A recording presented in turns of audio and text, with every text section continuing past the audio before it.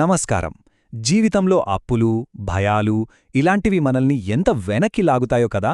అయితే జ్యోతిష్య శాస్త్రం ప్రకారం వీటన్నిటికీ ఒక సమాధానం వారంలో ఒక ప్రత్యేకమైన రోజులో దాగుంది. అవును, ఆ రోజే మంగళవారం. ఈరోజు మనం ఆ మంగళవారం శక్తి మనల్ని ఈ సమస్యల నుంచి ఎలా బయటపడేస్తుందో వివరంగా తెలుసుకోబోతున్నాం. అప్పుల ఊబిలో చిక్కుకుపోవడం, ఈ మాట వింటేనే చాలామందికి ఒక రకమైన భయం కలుగుతోంది. ఎందుకంటే ఇది కేవలం డబ్బుకు సంబంధించిన విషయం కాదు కదా, మన ధైర్యాన్ని, మన ఆత్మవిశ్వాసాన్ని కూడా దెబ్బతీస్తోంది. సరే, ఇంతకీ ఈ అప్పుల సమస్యకు మనం మాట్లాడుకుంటున్న మంగళవారానికి మధ్య ఉన్న ఆశ్చర్యకరమైన కనెక్షనేంటో ఇప్పుడు చూద్దాం. మంగళవారమంటే అదొక నాణ్యానికి రెండు వైపులన్మాట. ఒకవైపు చూస్తేనేమో భయం, గొడవలు, టెన్షన్. మరోవైపు చూస్తే అపారమైన శక్తి, ధైర్యం. అసలు ఒకే రోజుకి ఈ రెండు రకాల స్వభావాలు ఎలా వచ్చాయి? దీని వెనుక ఉన్నది ఒకే ఒక్క శక్తివంతమైన గ్రహం. మన ఈ విశ్లేషణకు మూలం ఇదేనండి. వేద జ్యోతిష్యం ప్రకారం వారంలోని ప్రతిరోజూ ఒక గ్రహం ఆధీనంలో ఉంటుంది. మరి మంగళవారానికి అధిపతి ఎవరంటే అంగారకుడు లేదా కుజుడు. అంటే ఆ రోజు మన ఆలోచనల మీద, మనం చేసే పనుల మీద ఆయన ప్రభావం చాలా బలంగా ఉంటుందన్నమాట. అసలు కుజుడి ప్రభావం ఏ విషయాలపై ఉంటుందో చూడండి. ముఖ్యంగా 3 విషయాలు. 1. మన శరీరంలో ప్రవహించే రక్తం. 2. మన మనసులో ఉండే ధైర్యం. 3. మన దగ్గర ఉండే ఆస్తులు. అంటే మన శారీరక బలం, మానసిక బలం, ఆర్థిక బలం. ఈ మూడింటినీ శాసించేది అంగారకుడే. అందుకే ఆయన ప్రభావం మన జీవితంపై అంత ఎక్కువగా ఉంటుంది. సరే, బాగానే ఉంది. రక్తం, ధైర్యం, ఆస్తులు, వీటికి అధిపతి కుజుడు. కాని దీనికి మనమెదుర్కొంటున్న అప్పుల సమస్యకి సంబంధమేంటి? ఆ ఇంట్రెస్టింగ్ కనెక్షనేంటో ఇప్పుడు కొంచెం లోతుగా తెలుసుకుందాం. ఇక్కడొక చాలా ఆసక్తికరమైన పోలిక ఉంది.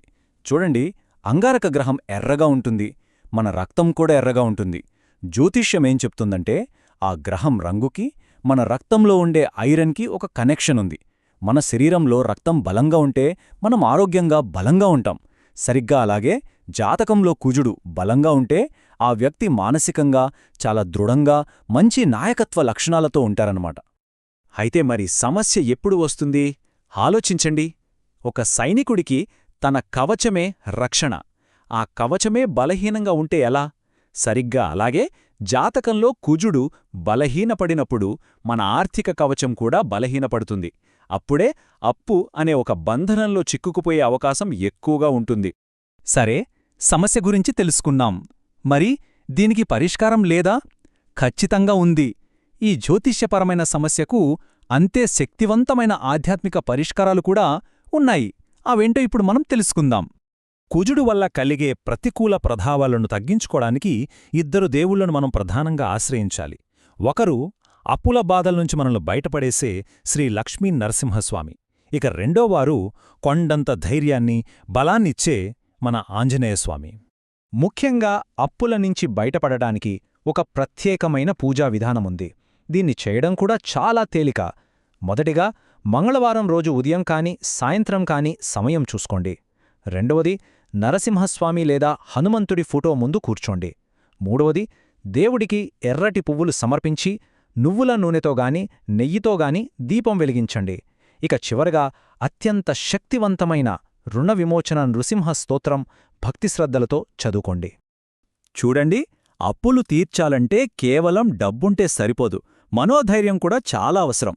ఆ మానసిక బలం కోసం శ్రీ లక్ష్మీ నరసింహ కరావలంబ స్తోత్రం చదవడం చాలా మంచిది. ఇది మనలో ఉన్న భయాన్ని పోగొట్టి ఎలాంటి ఆర్థిక సవాలునైనా ఎదుర్కొనే ధైర్యాన్ని, ఒక అంతర్గత బలాన్నిస్తుంది. కుజుడి ప్రభావం కేవలం అప్పుల మీద మాత్రమే ఉంటుందనుకుంటే పొరపాటే. ఆయన పరిధిలోకి వచ్చే మరో ముఖ్యమైన విషయం కూడా ఉంది. దాని గురించి ఇప్పుడు మనం మాట్లాడుకుందాం. అదేంటంటే భూమి. అవును, కుజుడికి భూమికి ఒక ప్రత్యేకమైన సంబంధం ఉంది. పురాణాల ప్రకారం కుజుడిని భూపుత్రుడు అని పిలుస్తారు. అంటే భూమాత కుమారుడన్మాట. అందుకే భూమి, ఇల్లు, స్థలాలు ఇలాంటి ఆస్తులకు సంబంధించిన అన్ని విషయాల మీద ఆయనకే పూర్తి అధికారం ఉంటుంది.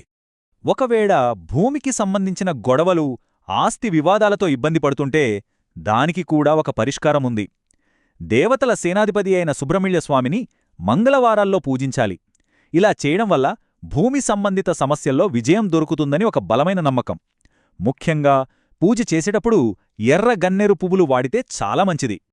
కుజుడి ప్రభావం వల్ల కొన్నిసార్లు మనకు తెలియకుండానే శత్రువులు పెరుగుతారు, వాళ్లనుంచి ఒక రకమైన భయముంటుంది. ఈ సమస్యని అధిగమించాలంటే శక్తికి, ధైర్యానికి మారుపేరైన మన హనుమంతుడికి సింధూర పూజ చేయాలి. ఇలా చేయడం వల్ల శత్రుభయం పోయి మనకొక రక్షణ కవచంలా ఉంటుందని చెప్తారు. సరే, ఇప్పుడుదాకా మనం సమస్యలేంటి, వాటికి పరిష్కారాలేంటో చూశాం. ఇప్పుడు చాలా ముఖ్యమైన విషయానికొద్దాం. అదేంటంటే మంగళవారం రోజు మనం పాటించాల్సిన కొన్ని ఆచరణాత్మక నియమాలు. మంగళవారం నాటి అనుకూల శక్తిని మనం పొందాలంటే ఈ నియమాలు చాలా ముఖ్యం. బాగా గుర్తుపెట్టుకోండి, పాత అప్పులు తీర్చడం మొదలుపెట్టడానికి మంగళవారం ఉత్తమమైన రోజు. ఎందుకంటే ఆ రోజు అప్పు తీరిపోయేలా చేస్తుంది. కాని అదే రోజు కొత్తగా ఎవరికైనా అప్పు ఇస్తే అది తిరిగి రావడం చాలా కష్టమంటారు. ఇవే కాకుండా అంగారకుడిది కొంచెం ఉగ్ర స్వభావం కాబట్టి ఆ రోజు జుట్టు కత్తిరించడం, గోళ్లు తీయడం, మాంసాహారం తినడం లాంటివి చెయ్యకూడదు. మొత్తంగా మనం తెలుసుకున్న దాని సారాంశం ఒక్కటే: భయపడటం ఆపి నమ్మకంతో ఒక అడుగు ముందుకు వెయ్యాలి. మంగళవారం అంటే క్యాలెండర్లో ఒక రోజు మాత్రమే కాదు, అది మన సమస్యలను పరిష్కరించుకోవడానికి దొరికిన ఒక అవకాశం. ఇక్కడ చెప్పిన సూచనలను పూర్తి విశ్వాసంతో పాటించి చూడండి. ఖచ్చితంగా ఆ అప్పుల సంఖ్యలను తెంచుకుని ధైర్యంగా ముందుకు వెళ్లే దారి దొరుకుతుంది.